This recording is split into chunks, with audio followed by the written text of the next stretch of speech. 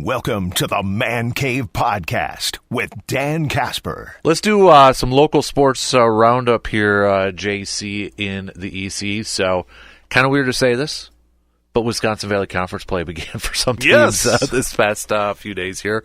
Both the Eau Claire teams falling. I know Memorial's over at Spash. Yep. They lost that game. North also fell this weekend too. Chippewa Falls falling this weekend too. So, a few of our local teams beginning their conference play with losses. Yeah, Chi High a tough one after coming off a big win over Memorial the week before. Mm-hmm. But,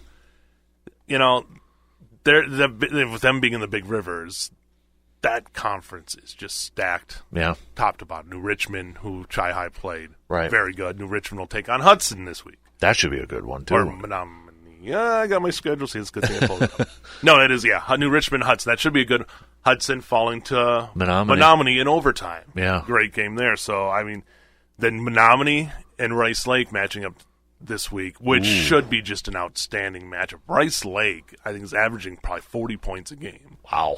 And they're, defending champs moving up to D2 this year, playing a basically D1, D2 schedule. Yep. They have been just lights out, especially on offense and defense too, because they're not allowing much for anybody to do. So I think that to me is going to be one of the big games, if not the biggest game of the night. To have those two, and Sins has had that offense clicking for the Mustangs and being able to throw the ball, and then you got Higbee, the running back, and another one of their other running backs out. So I imagine that one to be a fun. Menominee's going to have two.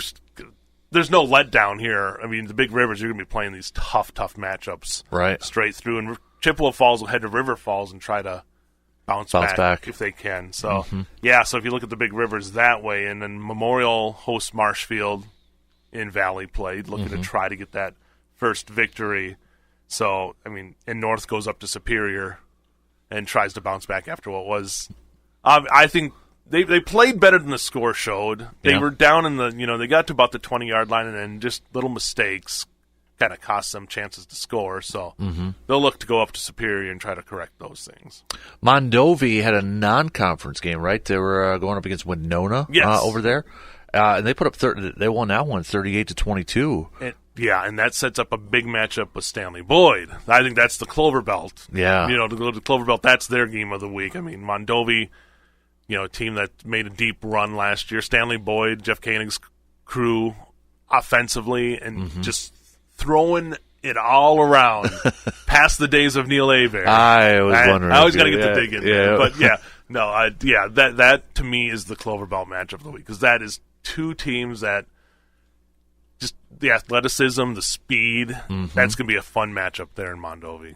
And I know you were checking out some Saturday high school football action with Regis and Elk Mounds at Carson Park, too, and Regis remains undefeated so far this season. And that the speed is on display there again, and their defense too. So they take on Durand, Arkansas, and as far as the Clover Belt, they're going to be up there battling for it. Durand, Arkansas, coming off a win over Neillsville Granton, so see what they can do. But I look at Regis, Mondovi, Stanley Boyd, and I'm probably forgetting a team because it's just hard to remember. It's going to be a battle for those. So we're already, getting to week 4, but man, some of these matchups are pretty big when it comes down to who wins conference championships. Right. And I know, Baldwin Woodville shut out Amory 49-0 in their game too. Boyceville just keeps on rolling as well. Spring Valley. Bloomer put up 32 over Cumberland to get that victory. So, man, there's going to be I know it's hard to believe. After this week, we were talking a couple weeks already about playoff eligible teams too. You get the win here, and I think you win next week. I think you'd have a winning record. So right. More than likely, you're gonna clinch a spot if you're undefeated. Oliva Strum putting up 52 against Independence Gilmanton. So you look at Ellsworth had a big win over St. Croix Central, and those are a battle of two really good teams as well there. So there's starting to kind of see things the cream rising to the crop and seeing to the top. Cream rising to the crop. You screwed up a WWE pro thing there. Come on. Yes. So the cream is rising to the top. And, 8-player games coming up too. Gilman. Yeah. Thorpe had a big win. Cornell takes on Gilman coming up this week. New Auburn Alma Center, Lincoln, Thorpe, Lake Holcomb, and McDonald at Owen Withy. So just some of the games there going to 8-player as well. Yeah, Thorpe, I think, just getting by Lincoln by 2 points in their game, good too. Matchup there, so it should be a good one. Yep, absolutely. Blue Golds kicked off their season, pun intended, on Saturday, too, against Concordia.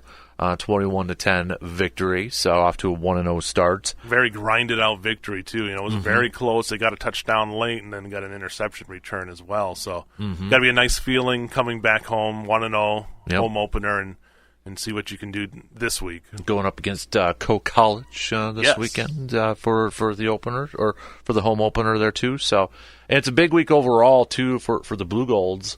Because, Sonintag Center week, I know you guys are covering it and such, but a big, got a lot of athletic events going on. I know volleyball is going to be there. Yep, the first official event will be the volleyball tournament, the Sandy Schumacher Memorial Tournament. That'll be starting on Friday and Saturday, and they got a game on Wednesday as well at McPhee to kind of tune up for that. So volleyball, as we know, just one of the best programs that we've seen in that school, and it's fun to see them get a chance as a national championship program a couple of years ago to open up the Sonintag and really show it off. I'm up for it. I actually have not.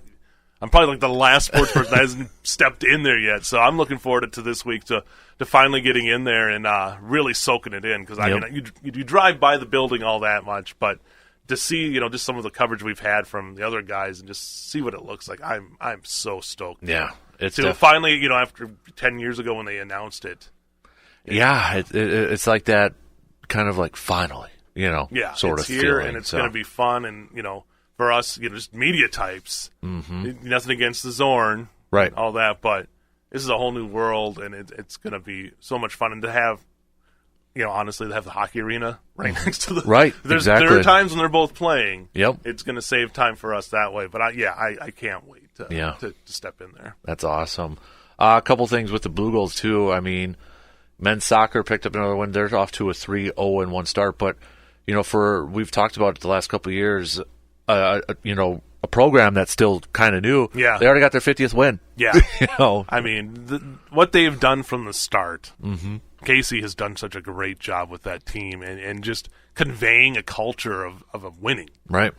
And put together such a great team to start, and they've just kept it going, and every year I think they just keep ramping it up. So, to get their 50th win in such a short time, it's awesome. Yep. They're a fun program to watch, same as the women's program. Yango's got them playing at a high level. High expectations this year, too. And Stout's just starting their program this year, got their first win over this past week, too. So, it's fun, because, now you're seeing that the message on the men's side grow. Right. Now you're getting other teams, so... Yeah, keep it going, and it's fun to watch these new sports. Not even new anymore for the Blue Golds.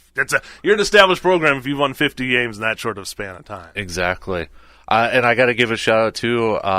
Blue Gold men's golf for the weekend they had. They placed second at the Minnesota Golf Classic, and it was a field that had over 100 golfers in D1, D2, and D3, and the Blue Golds finished second out of 15 teams in attendance.